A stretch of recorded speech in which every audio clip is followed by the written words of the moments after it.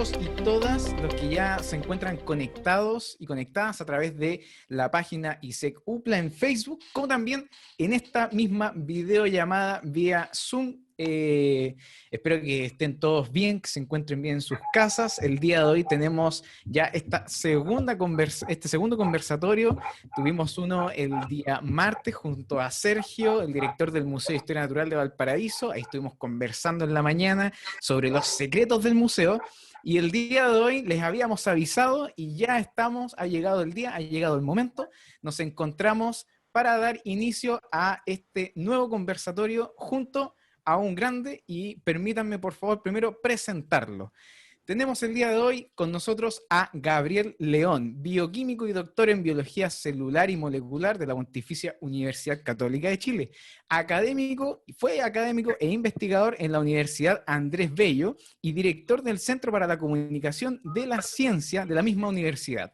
Desde el año 2018 trabaja de manera independiente en comunicación de la ciencia en diferentes plataformas y ha publicado libros en Chile, México, España y República Checa. Así es que le damos una bienvenida virtual, aplausos virtuales para ti, Gabriel. Bienvenido, ¿cómo estás? ¿Cómo ha comenzado estas semanas del 2021? Acá, David, bueno, muchas gracias por la invitación. Un placer estar con todos ustedes a través de este medio digital. Evidentemente la pandemia nos impide estar en persona, pero nada, creo que ha sido una plataforma esta en particular súper relevante para poder conectarnos con las personas y poder traerles un poco de ciencia, entretención, por cierto, lo hemos hecho también a través de esta plataforma. Así que un placer por estar de nuevo con ustedes. Gracias por la invitación. Con Karen estuvimos hace un tiempo atrás en una actividad de otro tipo, un poco más académica, ¿cierto? De corte un poco más académico. Y nada, así que gracias por la invitación, David. Aquí comenzando el año bastante encerrado, debo confesar, en Santiago, con bastante calor también, sin planes de salir a ninguna parte, y solo esperando que llegue el momento en el que por fin me apliquen la vacuna. Excelente, excelente. Mira, qué manera de introducir el tema que nos convoca el día de hoy. Para todos los que están en la videollamada de Zoom, como también para aquellos que se encuentran viéndolo a través de la página de Facebook ISEC UPLA, les cuento que este es un espacio de conversatorio. Por lo tanto, el momento para que ustedes puedan poner sus preguntas por escrito en el chat, como también, si gustan, los que estamos acá en esta videollamada, pedir la palabra a través del chat y puede desmutear, encender su cámara y después hacer las preguntas o, como dice el título, conversar, charlar en este momento. Tenemos aquí a Gabriel, que vamos a estar ahí estrujándolo el día de hoy con las preguntas. Esperamos que obviamente podamos entonces todos disfrutar realmente de este espacio y de este tiempo. Así que si es que hay alguien que se viene conectando reciencito, el día de hoy ya partimos este nuevo conversatorio. Y Gabriel, no sé si el día de hoy puedo partir yo inmediatamente haciéndote una consulta. También si es que Obvio, tú tienes ya ahí, vamos a partir de lleno con el tema. El título de la jornada que nos convocaba hoy día era Nuevo Coronavirus. Y después una pregunta para todos. ¿Y tú, te vacunarás? Gabriel, África, dicen Inglaterra, que una nueva cepa. Estamos hablando de una cepa que es algo totalmente nuevo. Si hay un cambio, ¿cómo se generan esos cambios? No entiendo nada. No sé si nos puedes más o menos dar ahí un contexto para que nos podamos sentar y empezar a dialogar. Voy a hacer algo que no se hace en Dale, estos dale. momentos. Te voy a pedir que rellenes por 2 minutos, porque voy a ir a buscar material de apoyo. Excelente, excelente. Vengo al Yo tiro. aquí voy a ir a buscar mi guitarra también.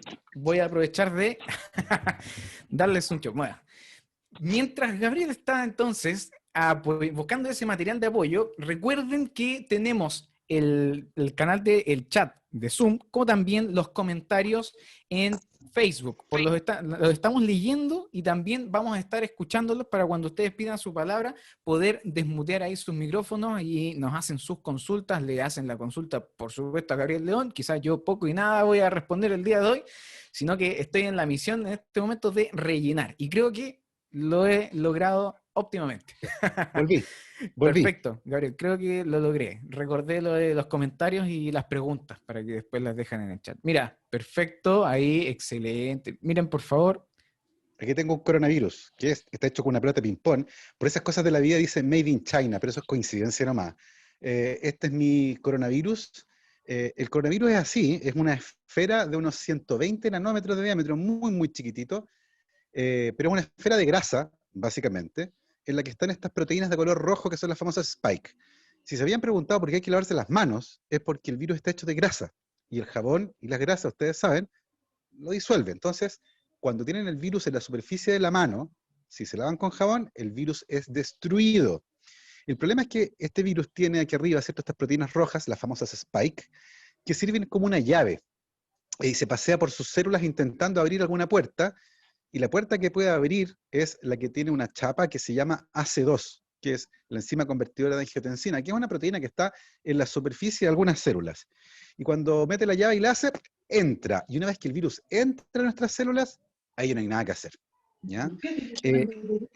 El punto interesante es que cuando el virus se fusiona con nuestras células, lo que hace es vaciar dentro su genoma, que es una molécula de ARN mensajero, que ya, y aquí yo la estoy representando con esta pitilla de algodón, ¿cierto? Que es una molécula muy parecida, esto es una línea hecha de nucleótidos, que es como los legos del que está hecho el ARN mensajero, y este es el genoma del virus.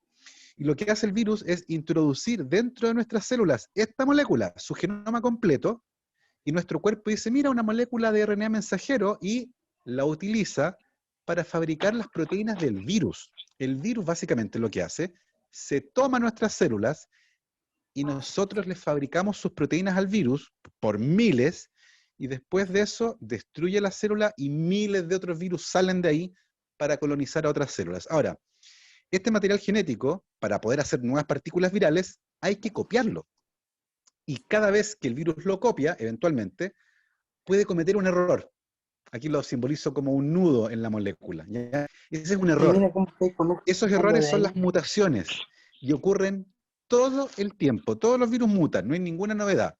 El punto es que a veces estas mutaciones le confieren a los virus características distintas, por ejemplo, que pueden afectar a esta proteína y la pueden hacer más eficiente o menos eficiente. Y eventualmente, si las hacen más eficientes, este virus ahora mutante podría infectar mejor a las células. Por eso estas variantes que van apareciendo son de preocupación, porque eventualmente estas variantes podrían tener además alguna característica nueva que podrían hacer que el virus fuera más contagioso o más letal. Por ejemplo, esa es la importancia de las mutaciones y por eso es importante detectarlas. Perfecto, mire, entonces los nudos serían, podemos hablar desde mi total ignorancia, teníamos esos nudos que generan estos cambios y eso es lo que estamos escuchando hoy en titulares, en noticias que están hablando, ¿cierto?, de que hay una nueva variable en X lugar y ya está en Chile y también por su contraparte, el otro gran titular, por supuesto, el tema de la vacuna. Claro. Porque cuando hablaron de la primera variable, ¿cierto? Lo primero que dijeron, y todo el tiempo que han trabajado en la vacuna para el otro, la anterior versión, por decirlo de alguna manera, ¿va a servir? ¿Va a ser esa la vacuna que necesitamos? Sí, a ver. Las mutaciones que los virus acumulan son progresivas, ¿ya? Mutan una vez aquí, otra vez allá, ya.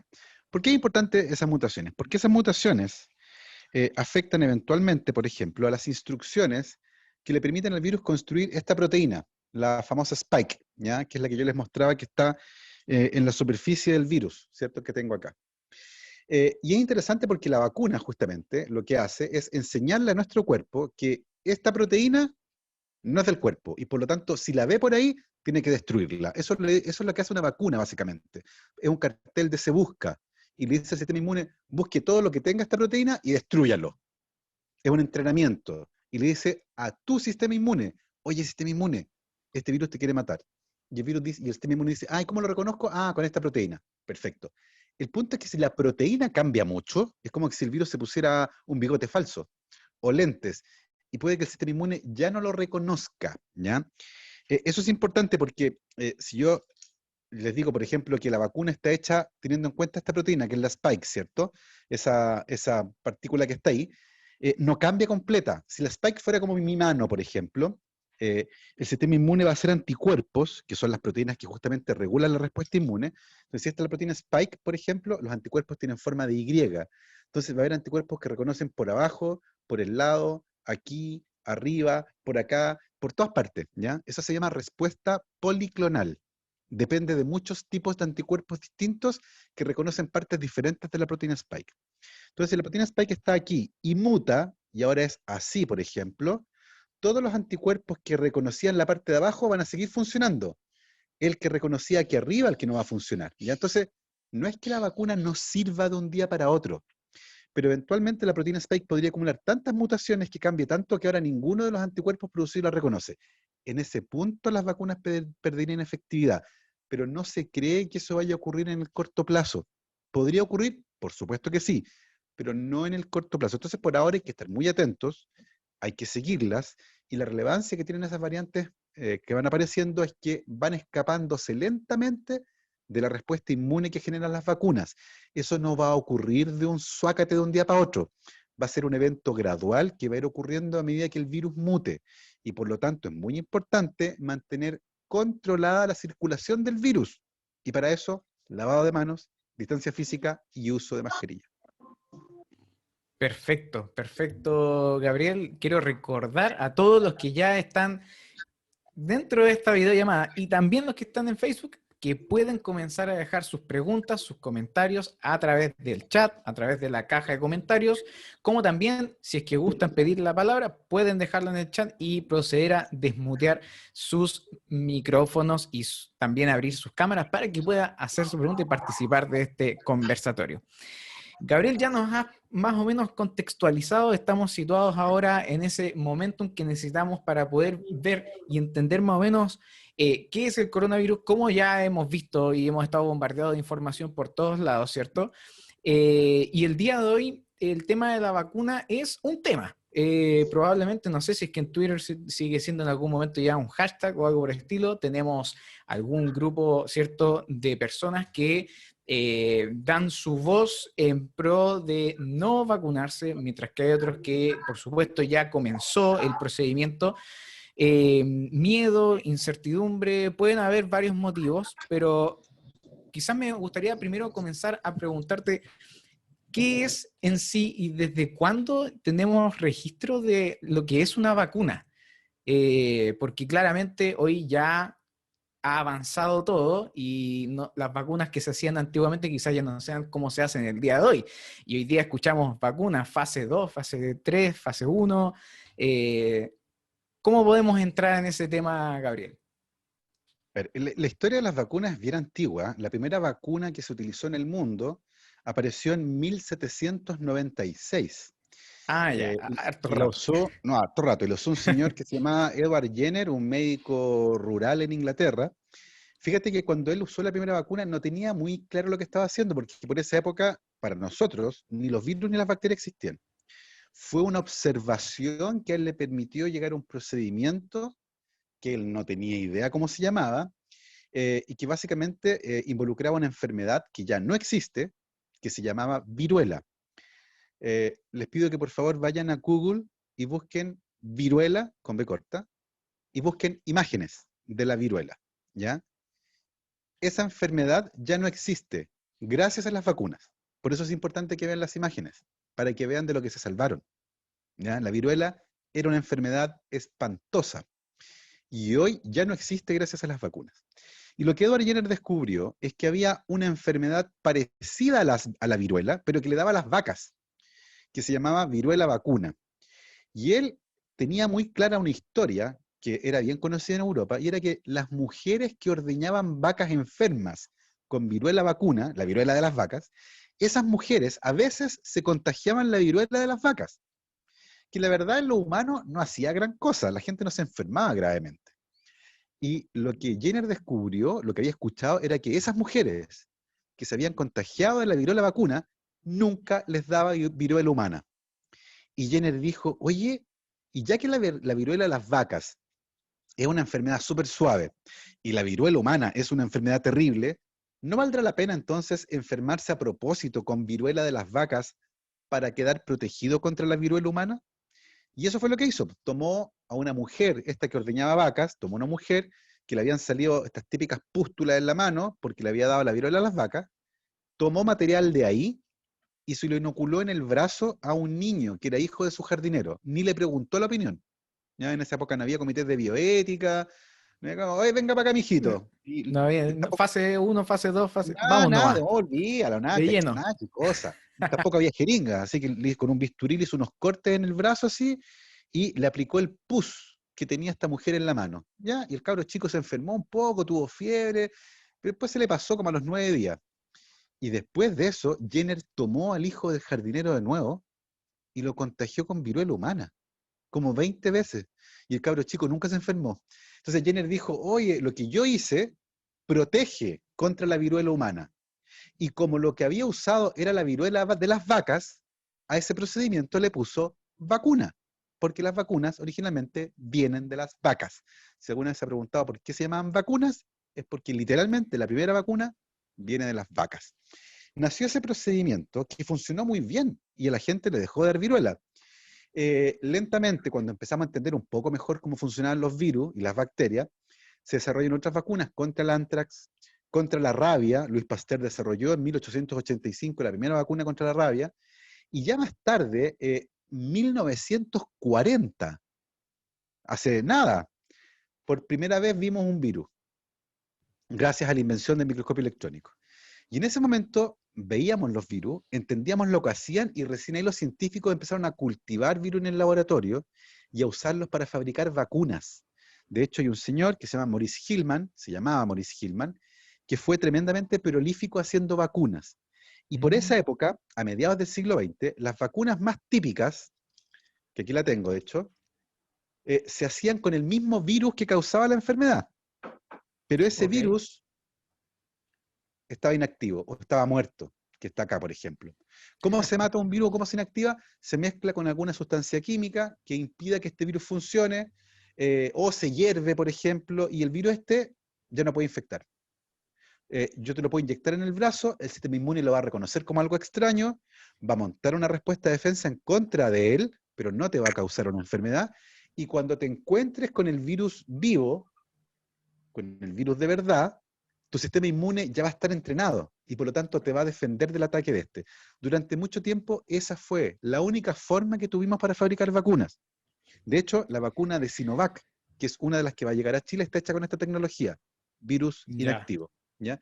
Hoy en día, sin embargo, existen otras tecnologías que usan pedazos de los virus, las proteínas de los virus, información genética de los virus, entonces ya no es necesario, por ejemplo, crecer al virus en el laboratorio, que es algo caro y lento. Entonces, la tecnología nos ha permitido desarrollar vacunas con tecnologías distintas a esta, que funcionan a una velocidad de desarrollo muchísimo más rápida y que además está muy regulada, y el día de hoy cualquier fármaco que se utilice en las personas requiere demostrar previamente su seguridad y eficacia, no con el hijo del Ok. jardinero, sino que con ensayos clínicos que están muy bien ordenados, que son regulados por comités de bioética y que Exactamente. además están vigilados. Perfecto, perfecto. Mira, ya tenemos algunos comentarios en el chat, pero Catalina Quinteros tiene su manito levantada, así que creo que Cata tiene alguna consultita para hacernos. Sí, verá, por la hora estoy escuchando el conversatorio del lado de mi yaya que está tomando once. Y por mi parte, yo me podrían inyectar vinagre y yo me vacuno igual. O sea, para mí no es problema eso. Pero mi yaya es un poco dudosa. Dice, no, no sé si vacunarme, no sé si esto. Entonces, ¿qué comentario, qué opiniones le tiene usted al respecto a esa gente que dice, no, ¿para qué me voy a vacunar? Como, ¿qué es lo que podría Sí, suceder ahí? Sobre todo en esta población que igual es adulto mayor. por supuesto, es una súper buena pregunta. En Chile se han enfermado 600.000 personas y han muerto 22.000, ¿ya? Eso es súper importante. Eh, una de cada 5 personas termina en el hospital. O sea, el 20% de los que se enferman con COVID terminan en el hospital. Y hemos descubierto con el paso del tiempo que hay un grupo de personas que se enfermó, no murió, y desarrolló un cuadro que se llama post-COVID, y durante meses han tenido síntomas de la enfermedad. Hay personas que han tenido brotes psicóticos producto de la infección con el virus, se les ha inflamado el corazón, el cerebro, y han tenido problemas vasculares. Es decir, los problemas de largo plazo relacionados con la enfermedad todavía no los terminamos de conocer. Es una enfermedad que mata, además, como te decía, un número importante de personas, particularmente a los que tienen más de 65 años. Eso quiere decir que las probabilidades que tiene de morir por esta enfermedad alguien de más de 65 años es mucho más alta que la probabilidad que tiene de morir alguien que tiene 20 años, ¿ya? Dicho eso, los ensayos clínicos han permitido confirmar que estas vacunas son seguras. Un ensayo clínico se hace tomando a decenas de miles de personas, ¿ya?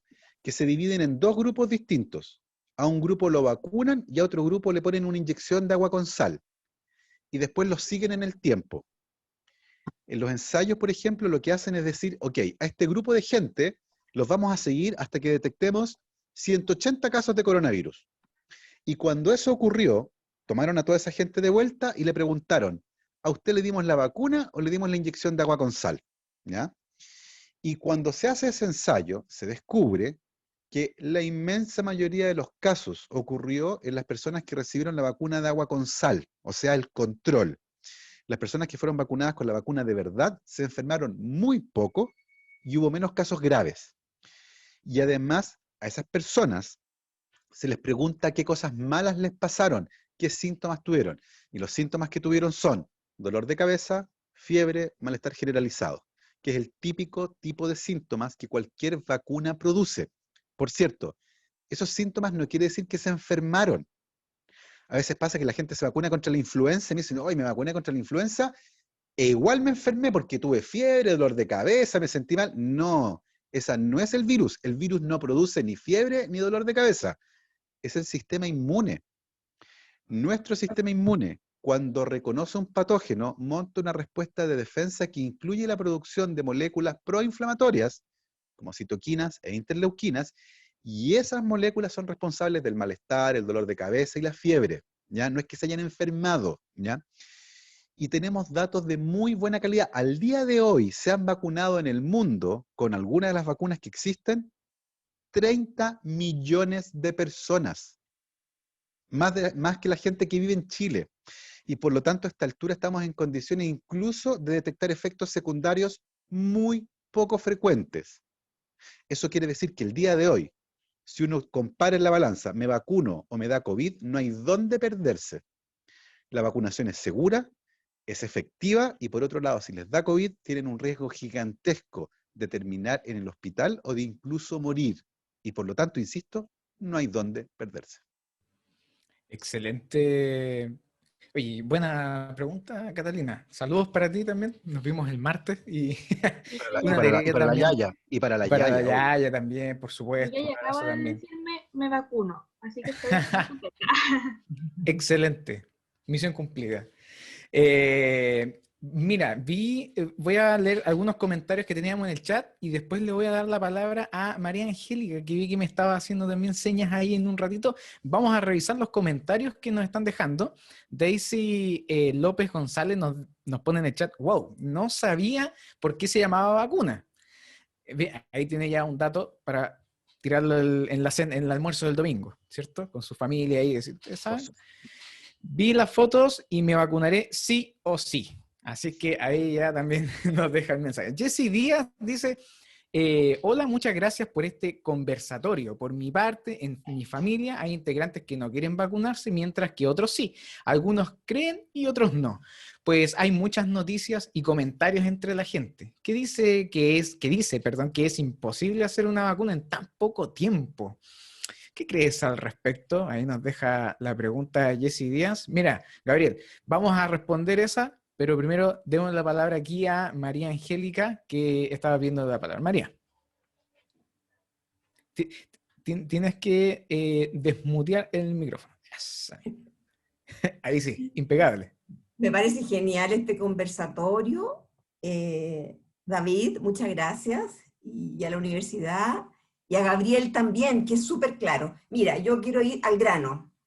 uno como ciudadano común necesita tener ciertos elementos para poder tomar decisiones, sobre todo cuando te ves bombardeado por un grupo que dice hay que vacunarse y un grupo que es minoritario, pero no es menos convincente, que te dice jamás vacúnese.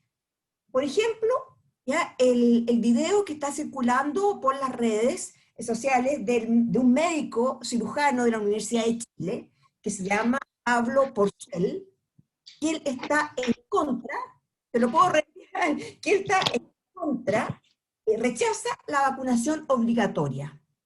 Y la argumentación es realmente sólida. O sea, de hecho, yo vine a este conversatorio principalmente después de leer, de ver ese video. Entonces, ese punto, ¿ya? Por lo tanto, claro, es súper importante para las personas que enfrentan, no solamente o sea, una cosa es la cosa sanitaria, social, pero otra cosa es que uno, ciudadano común, lo tiene que enfrentar. Tiene que decidir, ¿me vacuno o no me vacuno? Ese punto. Y Sí, te voy a hacer una pregunta al tiro, perdón, al tiro porque después no sé cómo va a ir la conversación. Lo otro que quisiera saber, ya es como más anecdótico a lo mejor.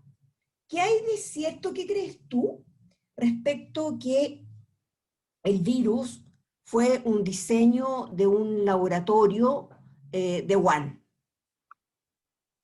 Vamos a conversar de todo eso. Ya. Gracias. No hay por qué. Voy a aprovechar de hacer autobombo. Hay un libro muy bueno que se llama Pandemia, que fue escrito por un señor que se llama Gabriel León. ¿Ya? Y ahí cuenta la historia no solo de esta pandemia, de otras pandemias. Es súper interesante porque tiene que ver con tu pregunta, María Angélica. A ver, lo primero, yo tampoco soy fanático de la vacunación obligatoria, y esa es la palabra que me parece interesante. Yo soy fanático de la vacunación. Creo que decretar la obligatoriedad es reconocer el fracaso del Estado a la hora de informar a las personas para qué es la vacunación y los efectos individuales y colectivos. ¿Ya? Eso es lo que yo creo, y por eso creo que es importante que las campañas de vacunación empiecen ahora, de información, comiencen ahora, para explicarle a las personas por qué es importante que se vacunen. El 60% de los contagios de esta enfermedad lo producen personas sin síntomas, personas que creen estar bien porque se sienten bien y están contagiados con el virus. Es un estudio que salió el viernes pasado, que confirma estudios que habían salido durante el año, por cierto. Entonces, es tremendamente importante que las personas entiendan eso. Entonces, una cosa es la vacunación obligatoria y otra cosa distinta es la vacunación. Entonces, es importante ver el video, porque tal vez este señor está argumentando en contra de la vacunación obligatoria, que podría encontrarle un punto, pero ojo, eso tiene que ser reemplazado por una campaña comunicacional efectiva para dar cuenta de las dudas de las personas, porque si no, no va a funcionar, ¿ya? Las vacunas son seguras y son efectivas y la evidencia científica dice aquello. Eso, la primera pregunta, María Angélica. Con respecto a la segunda pregunta, María Angélica, me gustaría recordar que este virus se llama SARS-CoV-2. Eso quiere decir que hay un SARS-CoV-1. El SARS-CoV-1 es un virus que apareció el año 2002 en la zona de Cantón, en el sur de China, y causó un brote epidémico con 8.000 casos y 800 muertos. Tenía un 10% de letalidad. Era una brutalidad. Era un virus terrible. Era tan brutal que la gente se enfermaba y a los 2 días estaban en el hospital. O sea, unos tos, fiebre, pero mal. Era un virus tremendamente virulento. Y debido a eso mismo, el virus desapareció. Porque todos los enfermos eran detectados rápidamente, estaban muriéndose en la calle, terminaban en el hospital, los aislaban y no conseguían contagiar a más gente. Entonces, finalmente ese virus desapareció, no hubo una vacuna y no hubo un tratamiento. Se contuvo el brote. En aquella época, hace 18 años atrás, los científicos comenzaron a estudiar este virus y descubrieron varias cosas interesantes. Primero, que era un coronavirus. Existen otros coronavirus que producen resfrío común. Este también era un coronavirus, pero producía una enfermedad grave. Lo segundo interesante que descubrieron es que este coronavirus había salido de los murciélagos. Murciélagos que viven en el sur de China y que son animales que están llenos de virus. El virus de la rabia, de los murciélagos. El virus del SARS, de los murciélagos. El SARS-CoV-2, de los murciélagos, el ébola de los murciélagos. Por la fisiología de los murciélagos, son mamíferos que vuelan, y eso les impone algunas características que les permite convivir con un montón de virus sin que los virus los enfermen y sin que ellos se defiendan de los virus. Entonces, los murciélagos son básicamente incubadoras de virus que pueden volar. Terrible, ¿ya? El año 2007, hace 13 años atrás, un grupo de investigadores compuesto por virólogos y expertos en medicina de la conservación publicaron un artículo científico en el que estudian los coronavirus que viven en los murciélagos en el sur de China. Y ese artículo científico, que tiene 13 años, dice al final: la presencia de un gran reservorio de coronavirus en los murciélagos en el sur de China es una bomba de tiempo. Lo que estamos viviendo el día de hoy no es ninguna sorpresa para un grupo importante de virólogos, médicos de la conservación, especialistas en genómica de virus, porque sabían que esto iba a pasar, porque esos virus estaban ahí y nosotros cada vez más cerca de ellos. Y lo único que faltaba era que alguien se pusiera en contacto con el virus para que saltara. Y eso fue lo que pasó en Wuhan a fines de año. Dicho eso, cuando uno estudia la secuencia del genoma del virus y la estudia haciendo una suerte de árbol genealógico, porque eso se puede hacer en virología y en evolución, toda la evidencia sugiere que este virus salió de China, de la zona de Wuhan, y que está profundamente emparentado con el virus del 2002, ¿ya? Eso quiere decir que ni siquiera es necesario que alguien haya fabricado este virus en el laboratorio, porque la naturaleza lo hace mejor, más rápido y gratis. El origen de la pandemia tiene que ver con nosotros, porque cada vez que eliminamos un área de bosque tropical, todos los animales que viven ahí se desplazan más cerca de las ciudades. El único vínculo en común con todas las zoonosis, que son las enfermedades que pasan de animales a humanos, somos nosotros. Recuerden ustedes que en Chile también tenemos una zoonosis, el anta, un virus que vive en ratones y que pasa en seres humanos. Nadie come sopa de ratón. Nosotros nos vamos a meter donde los ratones viven, y ahí el virus pasa a los seres humanos y nos produce una enfermedad. Entonces, esta enfermedad que apareció ahora ya fue predicha por científicos, porque había ocurrido otra muy similar hace 20 años atrás, y tiene que ver con nuestra forma de convivir con la naturaleza. No tiene que ver ni con las sopas de murciélago, ni con científicos jugando con virus, ¿ya? Eso también es súper importante, porque el origen de la pandemia es perfectamente natural, tanto que fue predicho 13 años atrás. Gabriel, qué tremenda, lleno de anécdotas tú, Gabriel. Debería escribir un libro. Debería escribir un libro, sí, sí, sí. Muchas No, gracias ¿de qué también, María dices? Angélica, por tu pregunta. Muchas gracias. Clarísimo. Ahora voy a buscar el libro. Sí, sí, mira, quizás lo Sí. puedes encontrar en internet también para comprarlo, ¿cierto? Y te llega a la casa y te cuidas también de, obviamente, cualquier contacto estrecho, obvio. Vamos a revisar lo que nos han escrito en el chat. Y bueno, habíamos dejado ahí en el pendiente, ¿cierto? Y ahora vamos a pasar de lleno. Jesse Díaz nos había preguntado que, ¿cómo es esto de que una vacuna se haga en tan poco tiempo? Nos contaste un poquito que las vacunas en realidad tienen ya su trayectoria histórica, pero el día de hoy obviamente hay unos procedimientos que seguir. Y se ha hablado sobre ese procedimiento, que han juntado fases, que hay fases que se han hecho en menos tiempo o más rápido.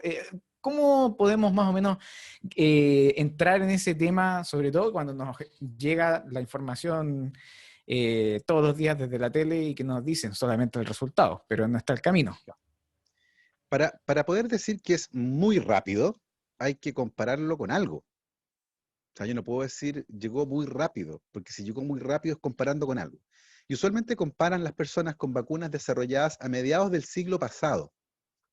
Estamos en la primera parte del siglo XXI. ¿No? O sea, la ciencia y la tecnología han avanzado bastante, y el día de hoy, de hecho, mira, para que se hagan una idea, hace 20 años atrás, secuenciar un genoma humano costaba $1 millón y tomaba meses.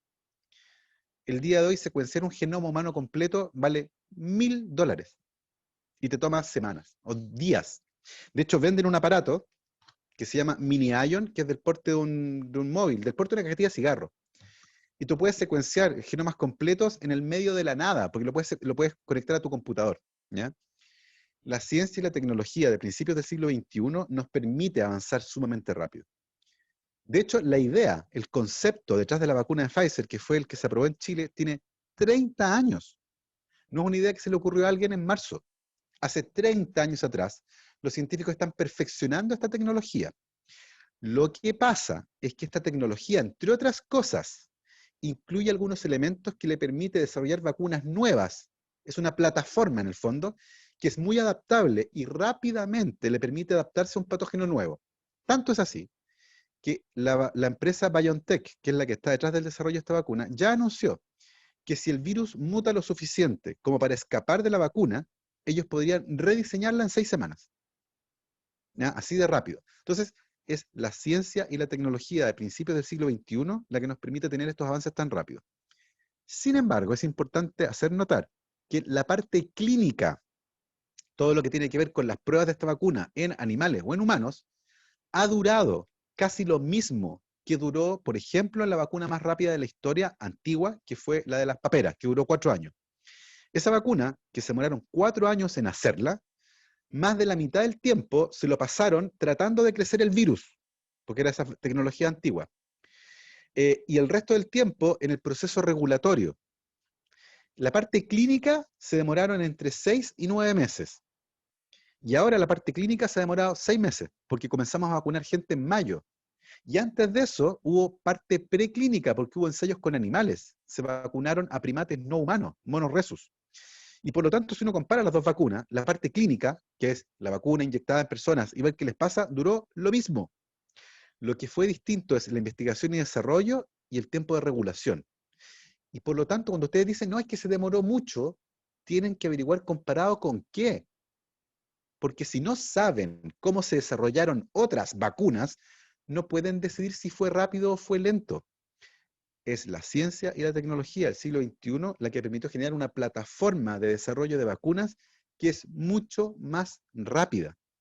Y por lo tanto, como argumento para oponerse a la vacunación, ese en particular no es bueno, porque no tiene nada que ver ni con la seguridad, ni con la eficacia de la vacuna, que son los argumentos que uno debería utilizar para decidir si se va a vacunar o no.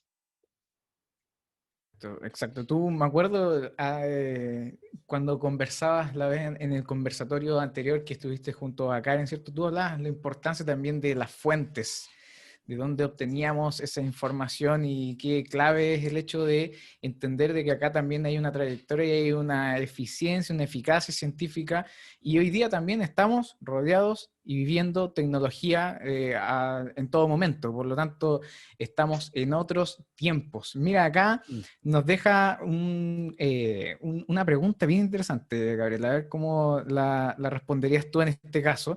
Dice... Jorge Rojas, hola, muchas gracias por este espacio.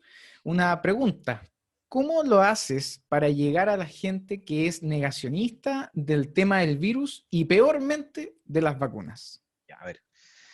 En mi trayectoria académica, yo me especialicé en el último tiempo en controversias científicas. ¿Ya? Yo fui durante 3 años director del Centro para la Comunicación de la Ciencia. Es un área que tiene elementos profundos relacionados con las creencias, la toma de decisiones, psicología social, elementos de esa naturaleza. Y en las controversias científicas hay un tema que es muy recurrente, que es el de justamente la oposición a las vacunas, el negacionismo o los antivacunas y los reticentes, que es la gente que no es antivacunas, pero tiene dudas puntuales, ¿ya? Y esas dudas eventualmente hacen que no se vacune. He participado en congresos nacionales e internacionales sobre este tema. Me ha tocado estar con especialistas de distintos países discutiéndolo. He revisado la evidencia científica disponible de los últimos 10 o 15 años al respecto. Y hay una cosa que es fascinante, que tiene que ver con la evidencia biomédica y también con la evidencia del mundo de la psicología. Una vez que las personas se convencen de algo, es muy difícil hacerlos cambiar de parecer. Muy difícil.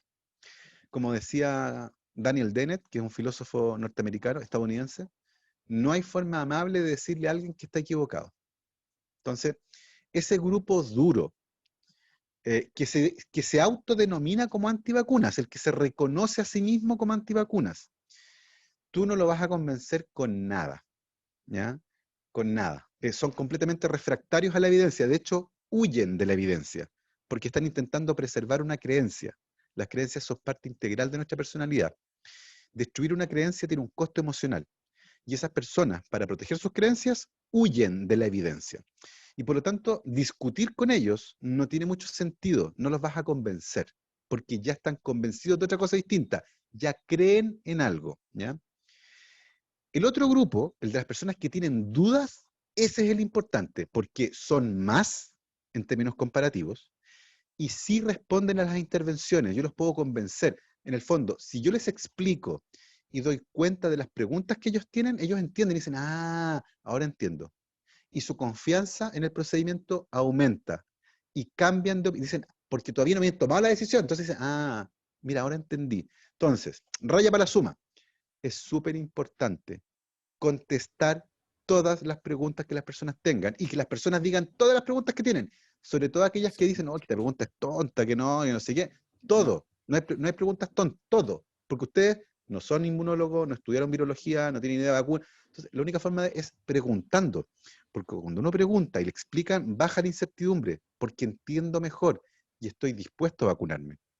Hay otro grupo que nunca se va a vacunar, aunque tú les expliques, le pongas ejemplos, le muestres paper, le hagas con títeres, porque ya tomaron una decisión, ¿ya? Pero es importante que en esa discusión, hay muchas personas que miran esto como un debate, y dicen, oye, están los antivacunas debatiendo con los médicos. No, eso no es un debate. No hay dos evidencias, es sencillamente una opinión que se formó en un tipo de personalidades que ve el mundo de cierta forma. Fíjate que es súper interesante que la gente que cree que el hombre no llegó a la luna, es más proclive a creer que la Tierra es plana, que las vacunas causan autismo, que el virus fue inventado, que tiene un chip, porque tiene que ver con una forma de ver el mundo, en la que la causalidad de los eventos complejos no puede ser por azar. En el fondo, es imposible que este virus haya salido en la naturaleza. Es mucho más aceptable creer que alguien lo fabricó, y eso te genera más sentido. Lo mismo con la llegada del hombre a la luna. Te es imposible entender cómo fue posible que en el 69 mandaran a traer loco a la luna. Para ti es más fácil creer que lo filmaron en un estudio de grabación, porque para ti eso tiene más sentido, porque tiene una intencionalidad. Y eso es algo que los psicólogos han estudiado en los últimos años, que tiene que ver con las teorías de conspiración y con las creencias. Perfecto, perfecto. Mira, nos dejan acá algunos comentarios que voy a leer. Patricia Sepúlveda en Facebook nos dice, excelente, me queda claro que hay que vacunarse. Sutsumi Díaz también nos deja un comentario en Facebook y dice, a mí me da lata por la científica polaca, que no escribiré su apellido, pero tiene muchas vocales, dice que lleva años estudiando el ARN para que le digan cómo salió tan luego. Se llamaba Eh, Catalín Caricó. Le faltan unas cuantas vocales, no hay, ya las tiene todas. Dice Daisy también, a mí me vacunaron con la BCG y no me preguntaron, me salvaron, dice, básicamente. Mira, acá hay una consulta que nos deja Diana, bien directa. Mi sobrino dio positivo para COVID, tiene 3 años, pero no tiene síntomas. Me dijeron que no podía contagiar porque no tiene síntomas. ¿Es así? No, el 60% de los contagios son producidos por personas asintomáticas, ¿ya? Así que alerta ahí. La enfermedad y la infección son dos cosas distintas. La enfermedad es la manifestación fisiológica de una infección. La infección es la presencia del virus en esa persona. Si usted da positivo por PCR, usted tiene el virus y lo puede contagiar. No es necesario tener síntomas. De hecho, como les decía, y lo voy a repetir de nuevo, más de la mitad de los casos de COVID en el mundo fueron producidos por personas que contagiaron a otros mientras ellos no tenían síntomas. Entonces, no. Las personas asintomáticas contagian. De hecho, son las que más contagian. Ojo con eso. Atentos todos, atentos ahí la pregunta. Entonces, mira, acá hay dos preguntas que más o menos van por la misma línea. Por una parte, en Facebook pregunta Caro Weiss, dice, ¿la vacuna que traen a Chile abarca las posibles mutaciones del virus? Y también Gabriela acá en Zoom nos dice algo relativamente similar. Sabiendo las diferentes cepas del virus, ¿qué sucederá con la llamada cepa inglesa? Ya. Estas vacunas fueron desarrolladas a principios de año. el desarrollo comenzó en febrero y por lo tanto a esa altura no había variantes británicas, sudafricanas, brasileñas y todas las otras que han salido. Por lo tanto, la inmunidad que otorgan es sobre el virus que circulaba en el mes de marzo. Que, ojo, todavía funciona para las variantes que están circulando en el mundo. No es que dejaron de funcionar de un día para otro. Recuerden que es una inmunidad policlonal, que depende de varios aspectos distintos de la proteína Spike, no de uno solo. ¿Podría pasar que en el tiempo dejaran de funcionar? Sí, pero tendrían que acumular más mutaciones, ¿ya? Eso es súper importante. A Chile hasta ahora van a llegar 3 vacunas. La de BioNTech Pfizer, que ya se está utilizando, la de Sinovac, que va a llegar durante los próximos días, y la de Oxford AstraZeneca, que Chile la tiene comprometida, ¿ya? Las 3 con tecnologías distintas, las 3 con ensayos distintos en el laboratorio, pero todas tienen en común que se diseñaron a principios del año pasado, y por lo tanto no consideran en su formulación las variantes que están circulando ahora, porque recuerden que la variante inglesa apareció en diciembre, ahí recién la detectamos, entonces es imposible. Todavía no vamos a saber qué va a pasar con eso.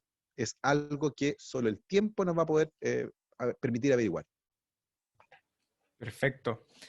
Franco Pasi nos escribe, me he topado con mucha gente que afirma que la vacuna solamente evita que uno haga el cuadro sintomático, pero yo tengo entendido que la vacuna previene que uno se infecte. Ya. Las vacunas no previenen la infección. ¿Por qué? Este virus entra por la nariz y por la garganta, entra por acá, entra por las vías respiratorias, no entra por la piel, ¿ya? Las vacunas se pinchan en el brazo y por lo tanto producen un tipo de inmunidad que depende de anticuerpos llamados inmunoglobulinas de tipo G, que son las que circulan en la sangre y eventualmente llegan igual a los pulmones porque pasan por ahí. Bueno. La entrada del virus ocurre, sin embargo, en la garganta. Y la inmunidad en las mucosas depende de otro tipo de anticuerpos que son las inmunoglobulinas de tipo A, IgA. Y esta vacuna no produce inmunoglobulinas de tipo A. Y ustedes me dirán, oye, ¿por qué los científicos entonces no hicieron una vacuna que protegiera contra... Pues, hacer una vacuna que se inhale, así como que se aspire, es un desarrollo científico tremendamente complejo. Muy complejo. Entonces, generar inmunidad en las mucosas es muy difícil. Lo mejor que se pudo hacer en poco tiempo fue una inmunidad sistémica basada en inmunoglobulinas de tipo G. Eso quiere decir que efectivamente una persona vacunada, donde la vacuna funcionó, el virus igual podría colonizar la parte alta de la vía respiratoria. Ahí después el sistema inmune lo va a hacer bolsa, pero durante un tiempo va a estar ahí. Y por lo tanto, aunque no les cause la enfermedad, no terminen en el hospital, no tengan que intubarlo, igual ustedes podrían contagiarlo. Y es importante que las personas sepan eso, porque la inmunidad esterilizante, esa que impide que el virus te infecte, dependería de una vacuna que se inhale para que genere inmunidad en las mucosas. Y eso no lo tenemos. Así que por ahora lo mejor que hay es una vacuna que se inyecta, que no produce inmunidad esterilizante, pero que sí evita que uno muera o genere un cuadro grave de coronavirus. Para eso son las vacunas, para evitar cargar a los hospitales, para que si te va a dar, sea lo más suave posible. Así es, así es. Catalina tenía su manito levantada ahí. Yo, ahora sí, Cata, si es que estás ahí todavía, si es que está disfrutando todavía de la 11, no lo sé. Haga su pregunta nomás. Sí, pero va en torno a algo que mostré al inicio del conversatorio, que era la pelotita de ping pong con los clips o cositos rojos, y después mostró una hebra. Lo que pasa es Sí. que yo estudio educación básica y encontré una forma genial de explicarle a los niños y niñas cómo funciona. Yo llevo todo el tiempo de pandemia y ahora es la primera vez que me lo explican de esta manera y que mi yaya y yo entendimos. Entonces quería preguntarle así como ya, aparte de la pelotita de ping-pong, ¿como qué otros elementos usted ocuparía para explicarle todo el proceso a los niños y niñas?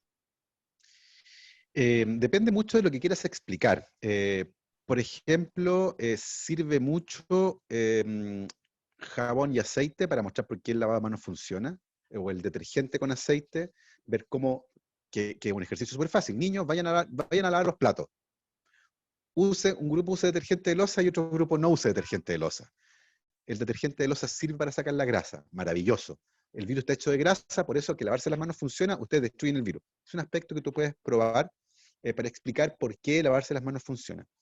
En el caso de las vacunas, armar modelos, por ejemplo, fíjate que hay una cosa súper interesante que es cómo se construyen las proteínas. Y los niños tienen una experiencia, por ejemplo, con las instrucciones de los bloques de plástico, los famosos Lego. Cuando un niño arma bloques de plástico, sigue instrucciones. De hecho, tú le dices, ensamble aquí, ponga acá. El ARN mensajero es eso, son las instrucciones para fabricar una proteína que es el bloque de Lego. Si yo cambio las instrucciones, o sea, si produzco mutaciones, el Lego va a cambiar. Entonces ahí tienes otro ejemplo para mostrar cómo eventualmente funcionan las vacunas y el efecto que tienen las mutaciones en la producción de proteínas. Lo de las pelotas de ping-pong funciona bacán porque son esfera igual que el virus.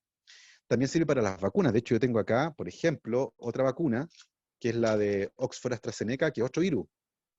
¿Viste? Que es un adenovirus, que tiene otro color, porque es otro virus distinto. Y la de Pfizer no tiene proteína, en la pura esfera de grasa. Por eso está ahí nomás. El genoma con las lanitas, tengo otro, por ejemplo, para mostrar cómo es un genoma que está modificado. Entonces, esta es la vacuna de Oxford AstraZeneca, que es el genoma de un adenovirus, que es de este color, que al medio le pusieron un pedacito del genoma del coronavirus. ¿Cachai? Entonces tiene unos nudos ahí es donde clonaron.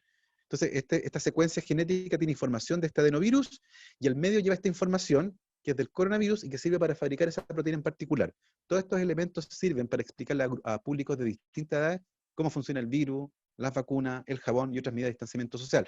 En el caso de las mascarillas también, por ejemplo, hay muchos experimentos muy choros, donde ponen una botella de desodorante, por ejemplo, un spray, y ponen una mascarilla versus, por ejemplo, una panty, no sé, y hacen así, y ven que la mascarilla detiene el aerosol y la panty no, pasa de largo.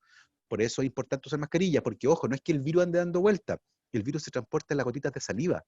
La mascarilla sirve para eso, para que las gotitas de saliva que nosotros emitimos cuando hablamos, o que otras personas emiten cuando hablan, tosen o estornudan, nos lleguen a nosotros. No es que filtre el virus es muy chico, impide que esas gotas de saliva donde el virus está, llegue a nosotros. Ahí tiene un montón de elementos para poder conversar con públicos de distintas edades.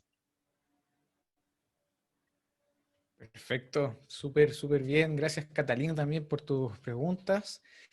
Mira, acá hay un tema que creo que también podríamos ya comenzar a abordarlo en vista de que todo esto que tú nos has compartido también y las preguntas que ha surgido de parte de la gente que está participando, a quienes les agradecemos también por la audiencia, por estar acá compartiendo. Robinson Moreno escribe en el chat en base a las polémicas por las vacunas, ¿ya? Más o menos en ese tema. ¿Es obligatorio vacunarse? Esa es su primera pregunta, pero la anexa con las indicaciones, dice, ¿qué nos dice la normativa chilena?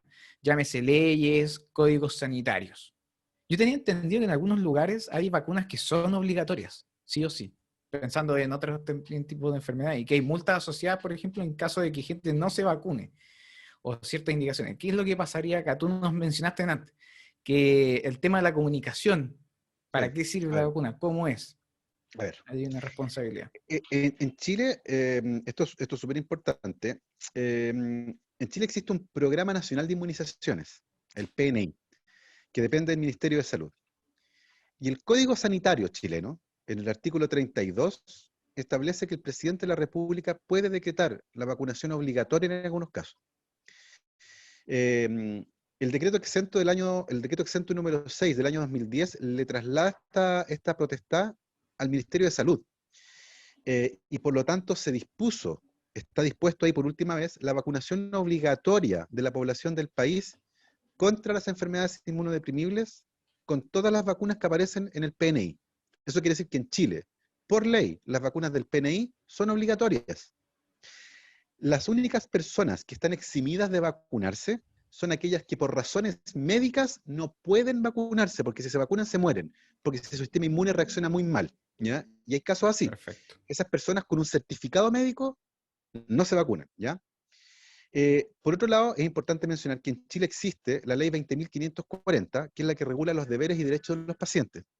Y esa ley incluye un artículo, que es el artículo 14, que establece que toda persona tiene derecho a denegar su voluntad para someterse a un tratamiento médico. Entonces, algunas personas dicen que eso eventualmente te faculta para rechazar una vacuna. Sin embargo, en la misma ley, el artículo 16 establece que cuando ese derecho afecta a la salud pública, el artículo 14 no corre. Y este es un problema de salud pública, y por lo tanto esa ley hoy no te permitiría no vacunarte y rechazar ninguna vacuna, porque las vacunas son un asunto de salud pública, ¿ya? Dicho eso, si esta vacuna pasa al Programa Nacional de Inmunizaciones con su reglamento especial, se convertiría por lo tanto en una vacuna obligatoria.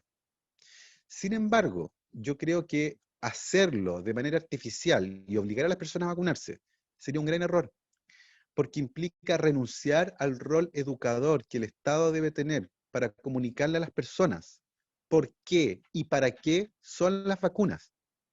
En el fondo, no podemos permitir que personas adultas, sencillamente yo les digo, usted tiene que vacunarse porque sí, sin explicarle cuáles son los beneficios sociales de la vacunación, porque no solo son beneficios para mí, son beneficios para el resto.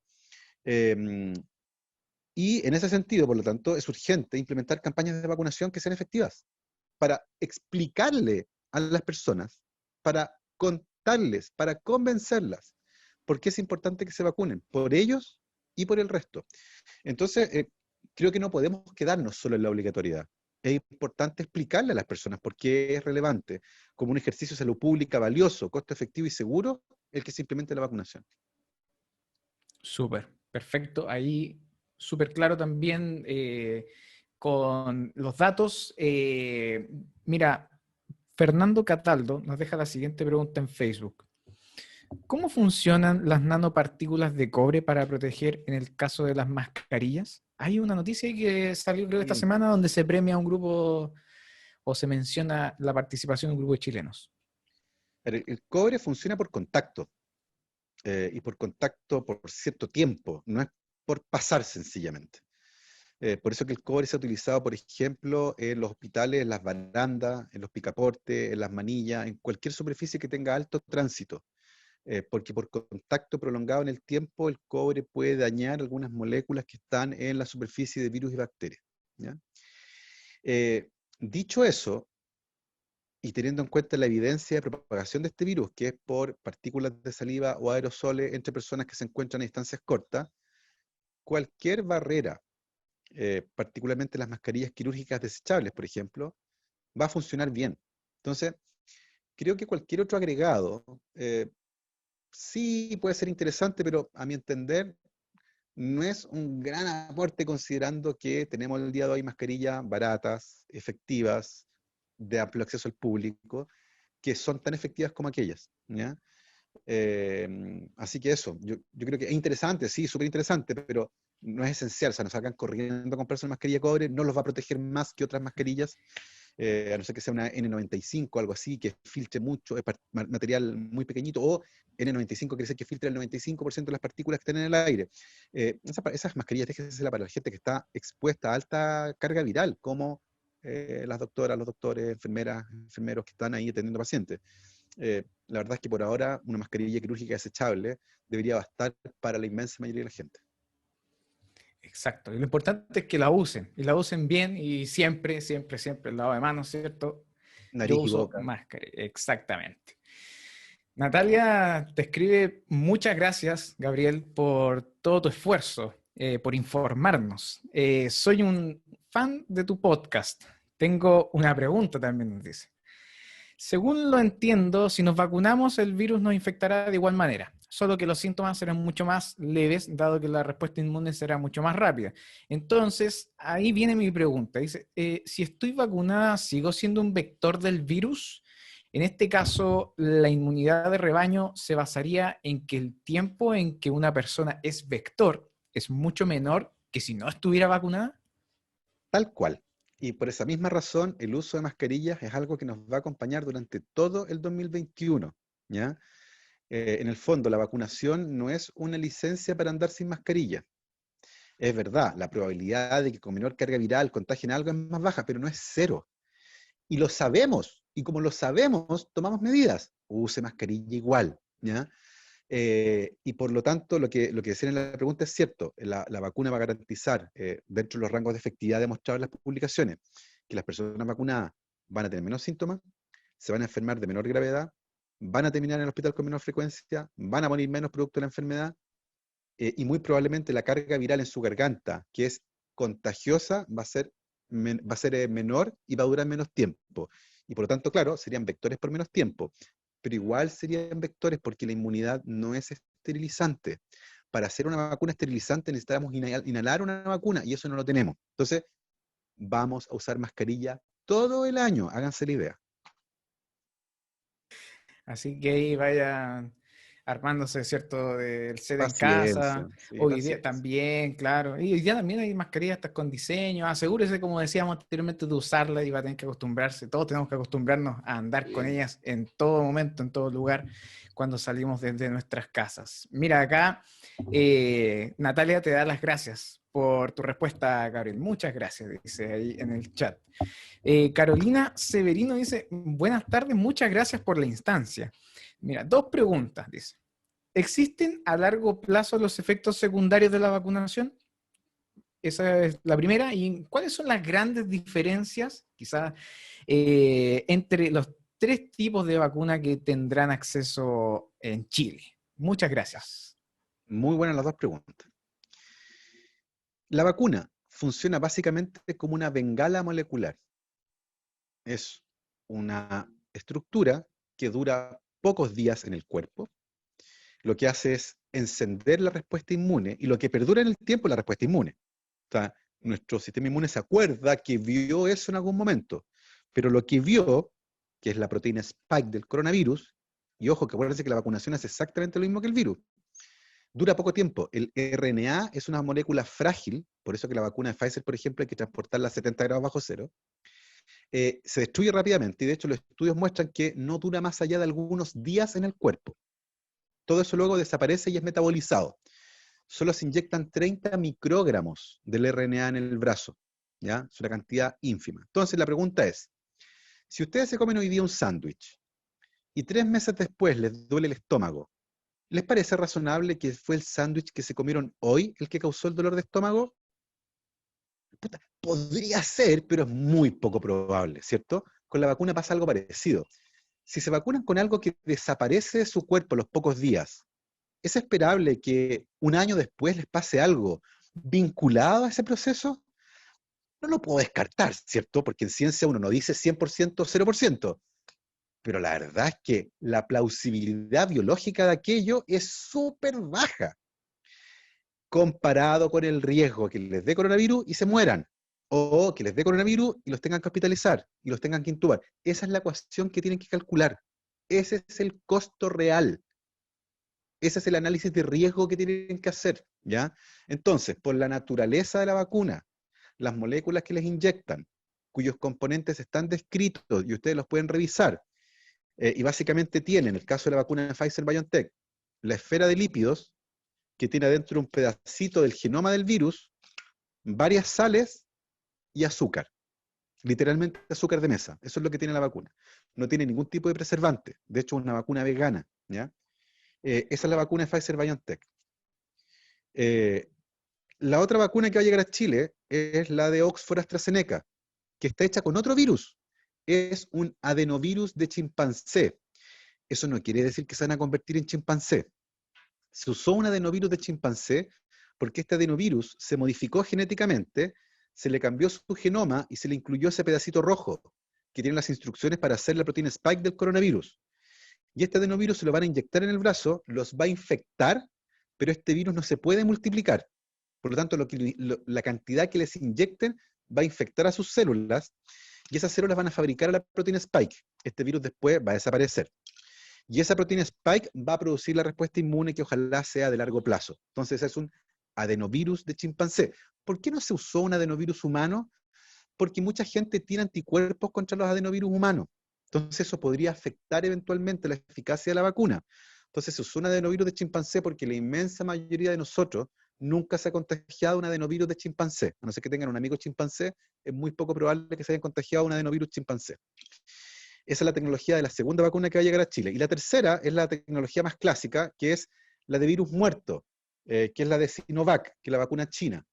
Es el virus literalmente sacado del pulmón de un paciente en China. Y ese virus estaba vivo, se creció en el laboratorio, en células en cultivo, así por montones, se purificó y se le agregó una sustancia que se llama beta propiolactona que inactivó al virus se murió y ya no puede producir la enfermedad. Y este virus se le inyecta en el brazo, el sistema inmune lo reconoce y monta una respuesta de defensa. Entonces tienen las tres tecnologías. Pfizer-BioNTech son nanoesferas de lípidos que contienen un pedacito del genoma del coronavirus. La de Oxford-AstraZeneca es un adenovirus de chimpancé modificado, una suerte de caballo de Troya, que lleva también parte de la información del coronavirus. Y la vacuna de Sinovac, la vacuna china, el mismo virus, pero que no puede producir la enfermedad porque se inactivó con una sustancia química que después no está en la vacuna, ¿ya? Esas son las tres tecnologías. La primera, la de Pfizer-BioNTech, fue autorizada para uso de emergencia en Chile el miércoles 16 de diciembre, en una reunión pública en el ISP, donde se presentó la evidencia del estudio de fase 3. Para la vacuna de Oxford-BioNTech, eso fue publicado hace poco, y para la de Sinovac todavía no. Así que a medida que esos datos vayan llegando, vamos a tener pistas claras con respecto a la efectividad y a la seguridad de esas vacunas. Ahí está, entonces, Carolina, muchas gracias por tu pregunta. Gabriel, muchas gracias también por la pedagogía también que impartes a través de estos modelos que tienes ahí a mano, ¿cierto? Increíble. Rosalba Orellana dice muy, muy claro, se debe educar más del acomodo y el uso de la mascarilla, no por zona anterior frontal más contaminada. Y segundo, dice, evidencia de reinfección del virus o variante. Sí, hay evidencia, hay evidencia de reinfección, pero siguen siendo anecdóticas. Son un ¿Ya? puñado de casos entre varios millones de infecciones. Entonces, la verdad es que desde el punto de vista epidemiológico no parece algo preocupante. Ah, perfecto, perfecto. Aquí en este caso se refiere a que alguien que tenga o que tuvo, que pueda volver a infectarse. Sí, El exactamente. concepto, perfecto. Sí, eso es reinfección. Se ha confirmado algunos casos en el mundo, pero son muy pocos, considerando además que van millones de contagios. Entonces, la frecuencia de ese evento no parece preocupante. Ok, perfecto. Agradezco y agradecemos también desde ISEC UPLA a cada una de las personas que han participado a través del chat, a través de sus micrófonos, a través de la caja de comentarios en la página de ISEC UPLA. Estamos junto a Gabriel León. Nos has compartido, Gabriel, de una manera excepcional, magnífica, y realmente la cantidad de preguntas, ¿cierto?, ha sido súper buena para poder también dialogar y compartir con otros, ¿cierto? Como lo hacía también Catalina ahí con su yaya, ¿cierto? Y cada una de las personas que están acá acompañándonos. Gabriel, te pregunto personalmente a ti, después de todo este tiempo que se ha vivido, ¿cierto? A través de este mundo, este planeta Tierra hoy, esta humanidad en pandemia, ¿qué reflexiones también emergen de todo este tiempo que ya se ha podido digerir un poco mejor después de ya casi un año completo que se ha cumplido? El rol y la importancia que tiene la salud pública en el país es fundamental y hay que reforzarlo. Me parece interesante pensando en la discusión constituyente que se nos viene. El acceso oportuno a la salud, a la igualdad de acceso oportuno a la salud, es súper importante. Los determinantes sociales son lejos los que tienen mayor impacto. Cuando uno mira la tasa de mortalidad en el mundo entre países pobres y países ricos, y en general la esperanza de vida vincula mejor con nivel económico que cualquier otra cosa. Entonces tenemos claro que hay un impacto ahí, por lo tanto deberíamos garantizar un acceso oportuno a la salud, y la salud pública en particular debe ser reforzada. La segunda lección importante tiene que ver con cómo se maneja la información. Creo que entregar información clara, oportuna, de manera que además dé cuenta de las preocupaciones de las personas, de manera empática, es fundamental para que las personas entiendan por qué hacen las cosas. Uno no puede decirle a la gente sencillamente, ¿sabe qué? No haga esto. Uno tiene que decirle, mire, los científicos del mundo han descubierto que cuando uno hace esto, pasa algo malo. Y por lo tanto, lo que vamos a hacer ahora, en base a esa evidencia, es decirle que no lo haga. Cuando las cosas se comunican de esa forma, se pueden entender. Si yo le digo a la gente, ¿sabe qué? Voy a prohibir la música en los bares, y no explico por qué, evidentemente esa medida no va a ser bien recibida, porque no lo voy a entender.